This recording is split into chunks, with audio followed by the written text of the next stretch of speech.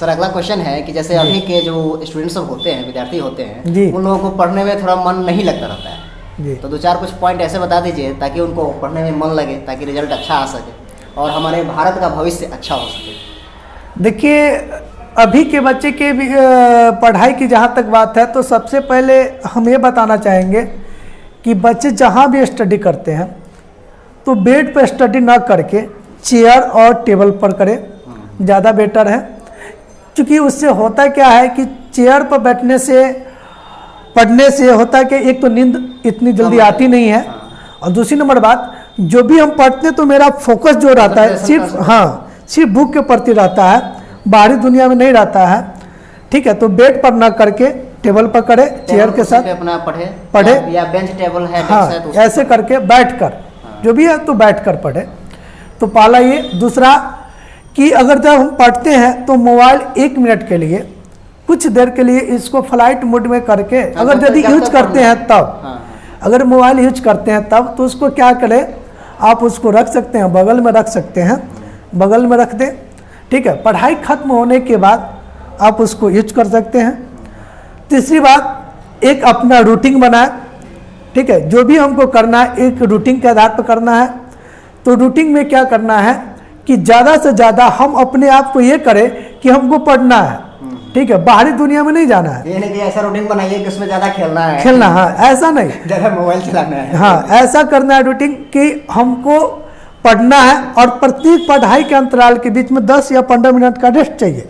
और रेस्ट के लिए आप या तो मतलब सॉन्ग गाना आपको जो अच्छा लगता है आप गाना, अभी नहीं कि हेडफोन कान में लगा लिए हिल रहे हैं, पढ़ रहे हैं, बहुत पढ़ ले एक ही बार में याद हो गई, ऐसा मतलब भावना आता रहता है, तो ऐसा ना करें।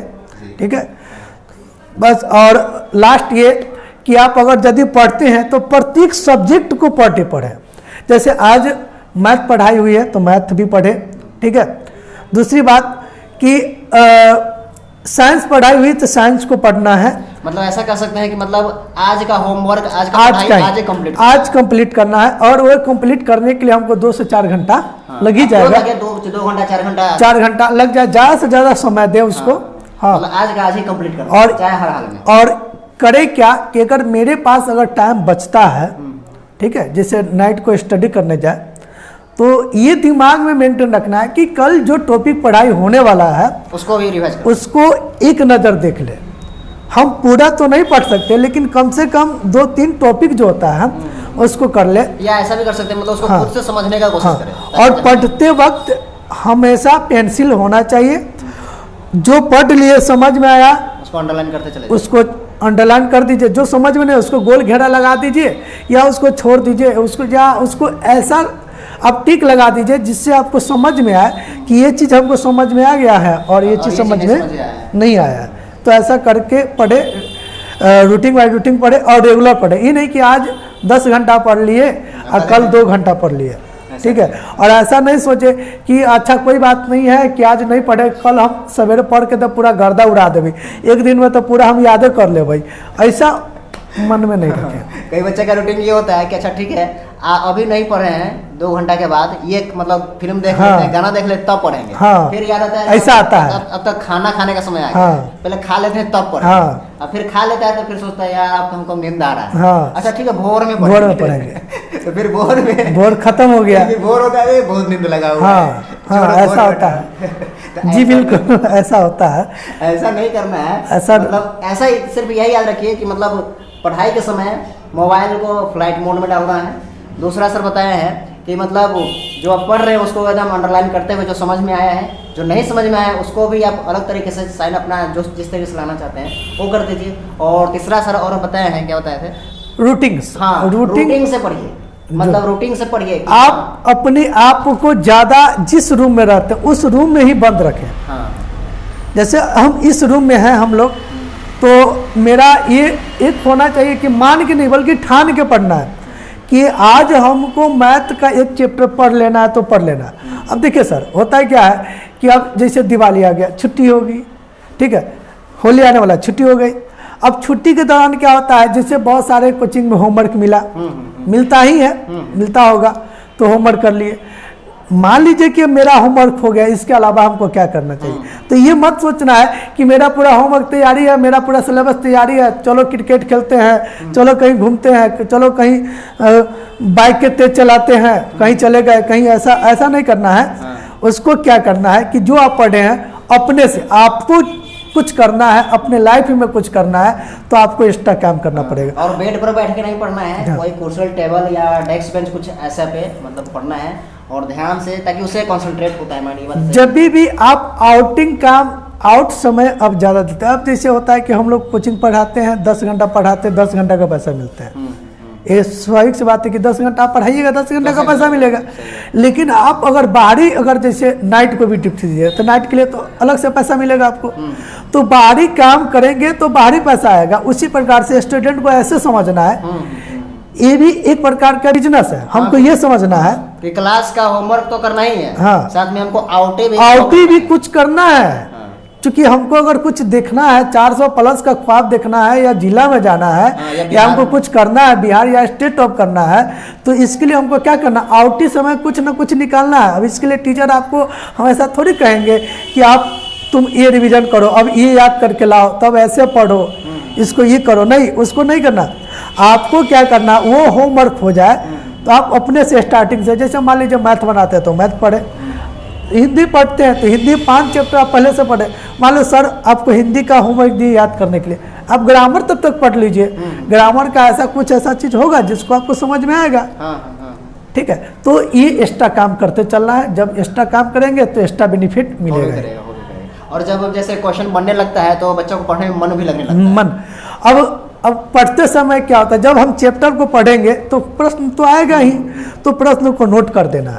एक कॉपी में नहीं बना है, एक कॉपी में लिखते हुए चलना है कि ये इस क्वेश्चन को डिस्कस करना है हमको, ये सर से पूछना है।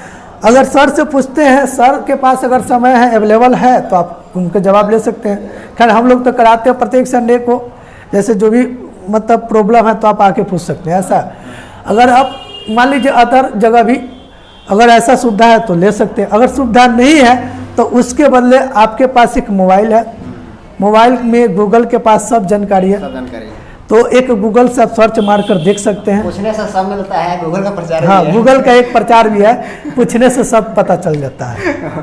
और बहुत ऐसे स्टूडेंट सोचते हैं कि ये या फलना विद्यार्थी इतना क्वेश्चन करता है, यानी कि इसको कुछ नहीं आता है। लेकिन मतलब हम एक जब पढ़े थे कि जो जितना पढ़ता है उसको उतना ही ज़्यादा प्रॉब्लम होता है। सर सही बात है, more study more confusion, no study no confusion, सही बात है। तो आप ये नहीं समझिएगा कि जो कोई विद्यार्थी ज़्यादा पूछ रहा है तो इसका मतलब वो कमजोर है, इसका मतलब है कि वो ज़्यादा पढ़ रहा है इसलिए ज़्यादा पूछ रहा है। सर अभी के बच्चा ये समझता है एडवांस है। हाँ, एडवांस है कि एडवांस है, अपने से एडवांस बनता है। नहीं, ऐसा कोई बात नहीं है। एडवांस बनना होगा क्योंकि अब एडवांस समय में आप एडवांस नहीं बनेंगे तो काम नहीं चलेगा। एडवांस बनना है, सिर्फ सर के भरोसे नहीं रहना है। एक फिल्म आई थी माझी द माउंटेन में, उसमें एक डायलॉग है बहुत अच्छा मुझे लगा कि भगवान के भरोसे नहीं बैठना चाहिए, क्या पता भगवान हमारे भरोसे बैठा हो क्या।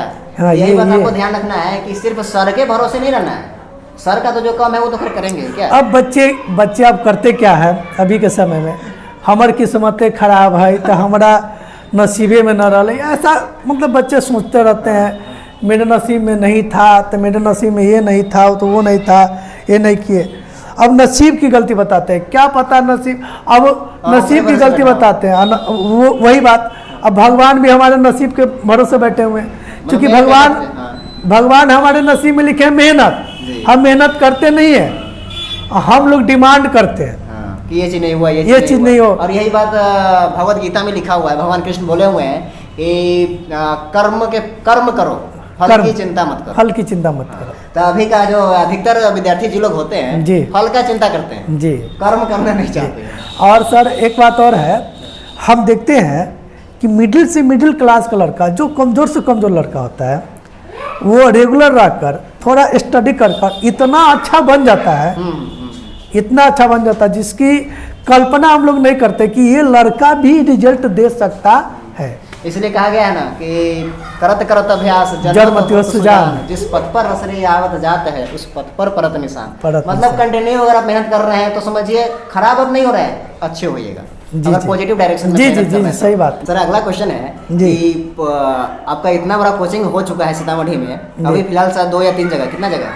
2 जगह है। 2 जगह है। अच्छा, तो आपके कोचिंग का फ्यूचर प्लान क्या है भविष्य में, मतलब आपका क्या प्लान है कोचिंग को लेकर के? देखिए स्टार्टिंग से जब हम यहाँ पर रिंग बांध जब गुडलक जब हम लोग खोले थे तो उस समय हमको ये लगा, कुछ स्टूडेंट सूचित भी हमको किए कि सर कि हम लोग को थोड़ा दूरी पड़ता है कि उधर भी ब्रांच डालिए। अच्छा अच्छा। तो हम आपको बता दें कि सीतामढ़ी में गुडलक मैट्रिक एक ऐसा सेंटर है कि 2 जगह चलती है। अच्छा, एक सीतामढ़ी में 2 जगह है? 2 जगह चलती है, एक रिंग बांध पे है। अच्छा, यहाँ पे? हाँ, पहला ब्रांच, और दूसरा ब्रांच आपका जो हो गया गौशाला चौक। अच्छा, ठीक है। यानी कि अगर गौशाला के नज़दीक में है तो आप लोग वहाँ भी जा करके सर से ही पढ़ सकते हैं, ये नहीं कि वहाँ पे सर का ब्रांच है तो कोई दूसरा टीचर होगा सो नहीं सर, अपना एक ब्रांच है। हाँ। अपना कोचिंग है, मैंने अपना टीम है सर का, वही से मतलब अगर आपको यहाँ पे ये जो रिंग बांध है, इस रिंग बांध पे अगर नहीं पहुँच पाइएगा तो अगर वहाँ उसके नज़दीक में अगर होंगे उधर के स्टूडेंट्स, हाँ। तो आराम से वहाँ जी बिल्कुल। तो एक तो ये हो गया। फ्यूचर प्लान क्या है मतलब? और इसका जो फ्यूचर प्लान सोच रहे हैं कि आपको सोनवर्षा साइड एक ब्रांच डालने का, सोनवर्षा साइड में एक ब्रांच डालने जा रहे हैं। और ब्रांच अभी फिलहाल एक ब्रांच यहाँ पर और एक ब्रांच आपको डुमरा साइड। अच्छा। 2 ब्रांच और बढ़ाने का प्रयास में है हम लोग।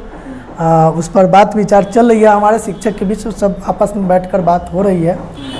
तो हो सकता है ये अब डुमरा और पुपरी, हो सकता है पुपरी भी डाला जा सकता है। डुमरे और पुपरी में तो एग्जाम के दिनों सर बताए थे कि पुपरी पहले डाल दीजिए। अच्छा। और एक सोनवर्षा डाल दीजिए। हाँ, वो पुपरी के बारे में हमें कई सर से सुने हुए हैं हाँ, कि कि मतलब वहाँ पुपरी पे स्कोप है। स्कोप लड़का, अब जो भी वहाँ 2-3 लड़का हमसे पॉलिटेक्निक जो पढ़ा था, पॉलिटेक्निक, तो वो लड़का जो निकाल लिया था, तो वो लड़का सब बोला कि सर मैट्रिक का ब्रांच अगर यहाँ पर आप डालते हैं तो बहुत अच्छा रहता है, क्योंकि सारे सब्जेक्ट जो जैसे आप सीतामढ़ी में जिस प्रकार से पढ़ा के बच्चे को रिजल्ट देते हैं, तो यहाँ के भी कमज़ोर से कमज़ोर बच्चा पढ़ कर रिजल्ट दे सकता है।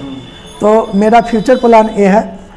और मेरा फ्यूचर प्लान ये जो विस्तार करने का सबसे बड़ा रीज़न ये है कि हम चाहते हैं कि कमज़ोर से कमज़ोर भी बच्चा हमारे ज़िला का जो हो, ठीक है, जो इर्द गिर्द में जहाँ तक हम लोग मतलब आवागमन कर सके। पहुँच सकते हैं। हाँ, अब एक जगह 10 जगह तो हो सकता नहीं है, लेकिन आवागमन कर सके, तो इतने मतलब नज़दीक में एक सर्किल बनाकर ब्रांच डाले और उस सर्किल के जितने भी बच्चे हैं जो कमज़ोर से कमज़ोर, गरीब से गरीब घर का बच्चा हो, कमज़ोर से कमज़ोर हो, जिसके पास पैसा न भी हो, वो हमारे संस्थान में आए, हम उसको पढ़ाएं और उसका भविष्य जो है हम लोग बनाएं।